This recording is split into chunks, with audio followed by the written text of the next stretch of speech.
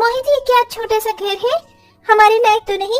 मुझे तो लगा था कि कुछ बड़ा और आलीशान घर होगा। शहर के एक बड़े घर में शांति नाम की औरत थी और उसकी 2 बेटियां थीं। शांति शुरू से दोनों बेटियों में भेदभाव रखती थी। ये देखो माँ, मैंने इस बार भी कॉलेज में टॉप किया और फर्स्ट ग्रेड से पास हुई हूँ। मैं तो जानती थी कि मेरी होनहार अक्षरा इस बार भी कॉलेज में टॉप करेगी। मेरी बेटी ने मेरा कितना नाम बनाया है। हर कोई सिर्फ तेरे नाम से ही जानता है मुझे। पूरे मोहल्ले में सारा घर तूने अपनी सर्टिफिकेट, डिग्रीज, ट्रॉफी, मेडल से भर दिया। मैं तो खुश नसीब हूँ कि मुझे तो जैसी बेटी मिली। 100 बेटियों के होने से अच्छा है कि भगवान तो जैसी एक बेटी दे दे। मैंने भी इस बार काफी अच्छे नंबर से एग्जाम पास किया है, तो क्या करूँ मैं? तूने कौन सा टॉप किया और कितनी बार कहा है कि अपनी मनु शक्ल लेकर मेरे सामने मत आया कर, जा यहाँ से। शांति शुरू से ही एक बेटी को पसंद करती थी क्योंकि वो बचपन से ही पढ़ने में होशियार थी और अच्छे नंबरों से टॉप करती थी। वहीं दूसरी बेटी पढ़ने में थोड़ी एवरेज थी, इसलिए शांति उसे नापसंद करती थी और इसलिए भेदभाव करती थी। अक्षरा बेटा, तेरे लिए एक बहुत बड़े और अमीर परिवार से रिश्ता है। मैं तो बहुत खुश हूँ कि मेरी अक्षरा का इतने अमीर घर से रिश्ता होने जा रहा है। वहाँ तो मेरी बेटी रानी बनकर रहेगी, रानी। वो तो आना ही था। मैं इतनी पढ़ी लिखी और टैलेंटेड जो हूँ।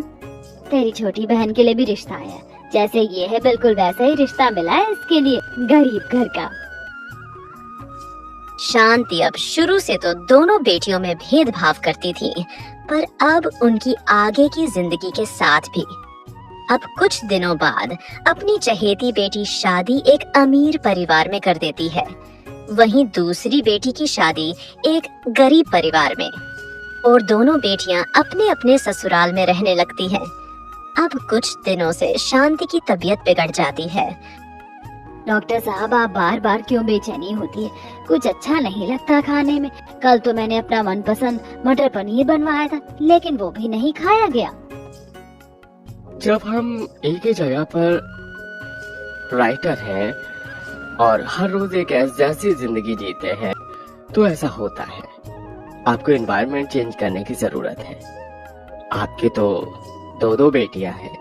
मेरी मानिए तो आप अपनी दोनों बेटियों के घर जाकर वहाँ थोड़े दिन रहिए।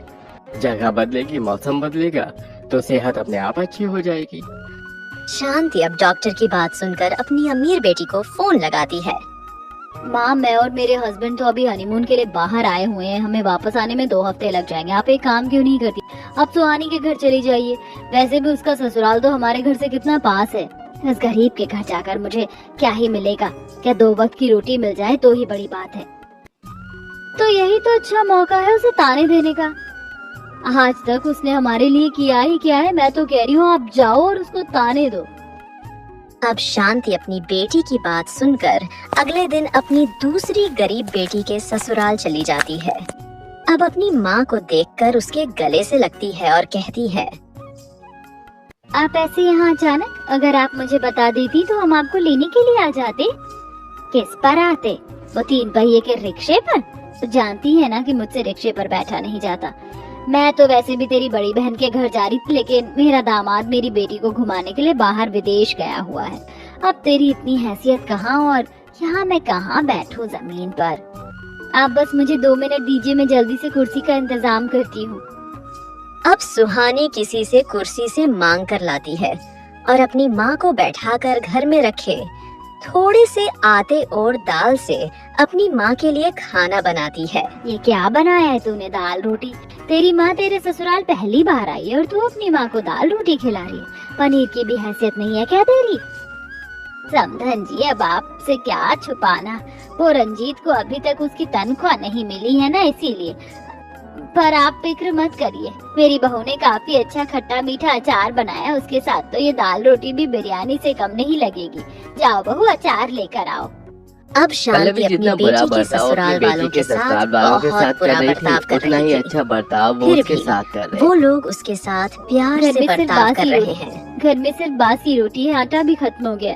अब माँ को कैसे बासी रोटी खिलाऊंगी? मुझे माफ कर देना पल्लवी, अगर मैं अच्छा कमाता तो आज ऐसा दिन नहीं देखना पड़ता।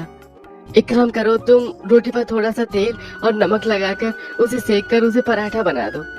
बेचारी वो अब अपने पति की बात मानकर बासी रोटी अपनी माँ को गरम करके दे देती है। अगर थोड़ा पढ़ लिख लेती और एक कामयाब इंसान बनती ना, और तेरी शादी मैं अमीर घर में करवाती, लेकिन कैसे दिन आ गए हैं और अपनी माँ को बासी रोटी खिला रही है। बेचारा गरीब परिवार पूरा पूरा कहीं से मेहनत करके 2 वक्त के खाने का इंतजाम करता है और घर आए मेहमान से गरम खाना खिलाता है और खुद बासी खाना खाता है। आज मैंने उस अनीता के घर पर झाड़ू पोछा किया था ना, उसने मुझे थैली भर कर आटा दे दिया है। अब इससे तू अपनी माँ को रोज ताजी ताजी रोटी खिला सकती है। मेरी माँ के इतने बुरे बर्ताव के बावजूद भी आप लोग उनके बारे में कितना सोच रहे हैं। मुझे उनके बर्ताव के लिए माफ कर देना। बेचारा इसी तरह वो गरीब परिवार खुद बासी रोटी खाकर उन्हें गरम खाना देता था। ये सब कुछ उसकी माँ देखती है, पर उसे कोई फर्क नहीं पड़ता। अब ऐसे दिन बीतते हैं और उसकी दूसरी बेटी घर वापस आ जाती है। ये खबर सुनकर उसकी माँ अब अपना सामान लेकर अमीर बेटी के घर पर आ जाती है। अक्षरा बेटा, तेरा ससुराल सच में काफी बड़ा और सुंदर भी कितना है। माँ, ये आपकी अमीर बेटी का ससुराल है, बड़ा सुंदर तो होगा ही ना। चलिए अब आप डाइनिंग टेबल पर बैठ जाइए। अब अमीर बेटी अपनी माँ को डाइनिंग टेबल पर बैठा देती है और उसके ससुराल वाले सभी आराम कर रहे होते हैं और वो अकेली खाने की टेबल पर बैठी रहती है। अक्षरा बेटा, सब लोग कहाँ हैं? मैं यहाँ अकेले कैसे खाना खाऊं? तो जानती है कि मुझे अकेला खाना खाने की आदत नहीं है। मेरे ससुराल वाले अपने कमरे में ही खाना खाते हैं और उनको पता भी नहीं है कि आप आई हो। अपनी अमीर बेटी की बात सुनकर माँ चुप हो जाती है। उसे बैठे हुए बीते दिन याद आ जाते हैं कि कैसे उसकी गरीब बेटी सब कुछ छोड़कर उसको खिलाती है और उसके ससुराल वाले भी कितना सम्मान देते थे। अब थोड़ी देर ऐसे ही बैठे रहने के बाद होटल से खाना लेकर आ जाता है और वो खाना अपनी माँ को परोसती है। अरे अक्षरा बेटा, तेरा इतना बड़ा घर है, इतनी बढ़िया रसोई है और तू अपनी माँ को बाहर का खाना, रेस्टोरेंट का खाना खिला रही है। तू जानती है ना कि बाहर का खाना मुझे सूट नहीं करता। माँ, तो आप खाती भी कौन सा हो? आप खा कर तो देखो, घर के खाने से अच्छा बाहर का खाना होता है और कौन इतनी मेहनत करेगा। अब ऐसे ही 2 हफ्ते बीत जाते हैं और अमीर बेटी रोज रोज अपनी माँ को बाहर का खाना खिलाती है। ऐसे ही एक दिन, बेटा तू जानती है ना मुझे बाहर का खाना पसंद नहीं है। 6 दिन हो गए मुझे तेरे घर पर, लेकिन तू हर रोज मुझे रेस्टोरेंट का खाना मंगवा कर खिला रही है। अरे तुझे भी तो खाना बनाना आता है, क्या तू अपनी माँ के लिए 2 रोटियाँ सब्जी नहीं बना सकती? मुझे और भी काम होते हैं आपके लिए रोटी सब्जी बनाने के अलावा। जो मिल रहा है वो खाइए। और मैं कौन सा आपको आपकी गरीब बेटी की तरह बासी रोटी खिला रही हूँ? ताजी रोटी खिला रही हूँ। अब माँ अपनी बेटी को समझा समझा कर थक जाती है, फिर भी वो अपनी माँ को बाहर का ही खाना खिलाती है, जिससे उसकी तबीयत बिगड़ जाती है। सही कहा है किसी ने कि कुत्ते को घी हजम नहीं होता। मैंने आपको बाहर 5 स्टार होटल का खाना मंगवा कर खिलाया और आपने उल्टी कर दी।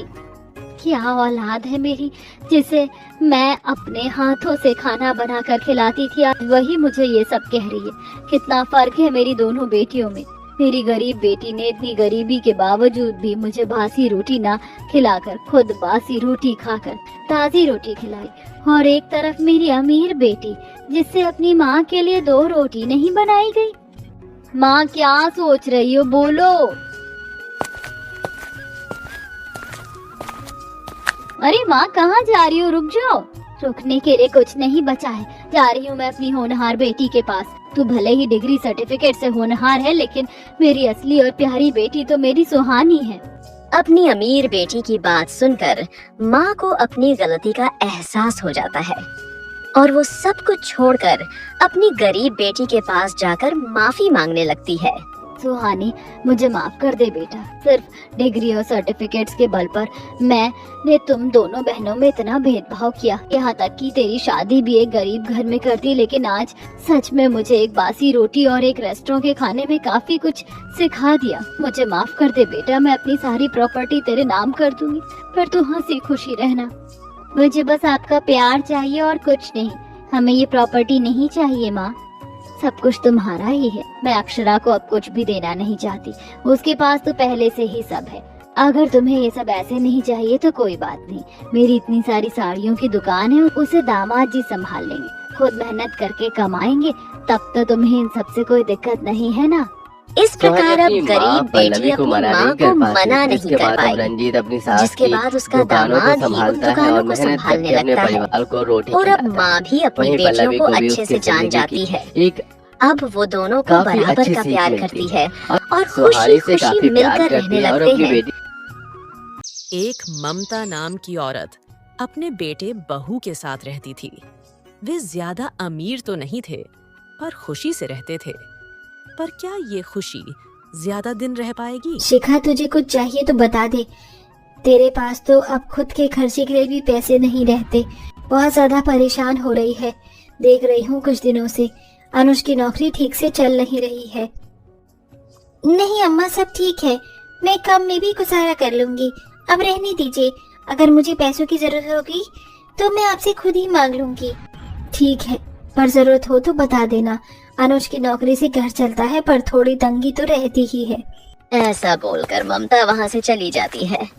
उसके बाद शिखा कुछ सोचने लगी। अगर इस घर में मेरी बहन जैसी देवरानी आ जाए तो मैं बाहर नौकरी कर लूंगी और थोड़ी अनुज जी की मदद भी कर दूंगी। शिखा ऐसा सोचने लगती है, पर उससे पहले ही ममता ने अपने छोटे बेटे के लिए लड़की देख ली थी और शादी के बारे में सबको जल्दी बता देती है। उसके कुछ समय बाद नई दुल्हन अपने ससुराल आ जाती है।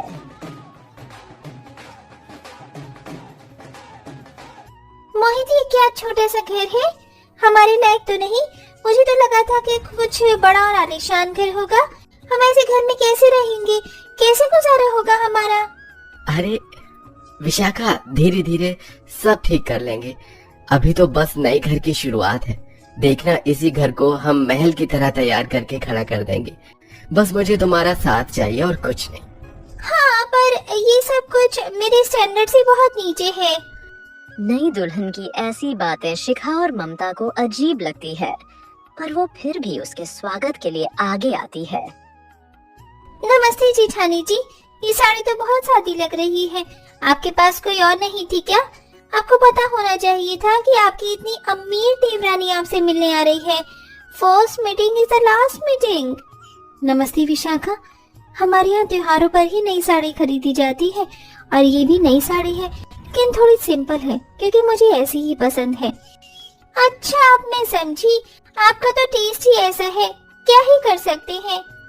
नई दुल्हन ऐसी बातें करके शिखा को हमेशा नीचा दिखाने लगती है और अपने पैसों का घमंड दिखाती है, पर शिखा शांत स्वभाव की औरत थी।